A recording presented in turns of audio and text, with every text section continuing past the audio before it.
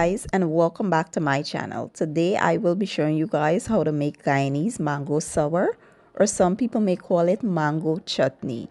I've been getting a lot of questions when I made my bigani. People been asking me what's that sauce I had in the cup. Well, today I'm going to show you how to make this. And to get started, here I have some chopped mangoes. This is the kind that I like. I like my mangoes half ripe and not super green. But if you like yours really green, you can go ahead and use the mangoes that you like. I have some garlic, peppers. I have a little bit of sugar. I have garlic salt, some turmeric, chicken bouillon, complete seasoning, and some cumin. So here in a medium-sized saucepan, I have some water here. I have about 5 cups of water. And by the way, I'm using about 2 large-sized mangoes. And I will add the rest of my ingredients here. We are adding all of the ingredients, and we'll allow this to boil until the mangoes become super tender to where you can mash them.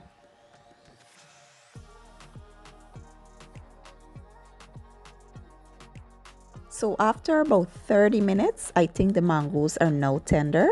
And what I like to do is go in with my hand blender and blend the mangoes until they are nice and smooth. You can also use a regular blender for this. You can transfer the mangoes over to a blender and you can blend them that way. Or you can even use a fork or a potato masher and you can mash the mangoes. But I like to blend them because I like my, sour to be super smooth.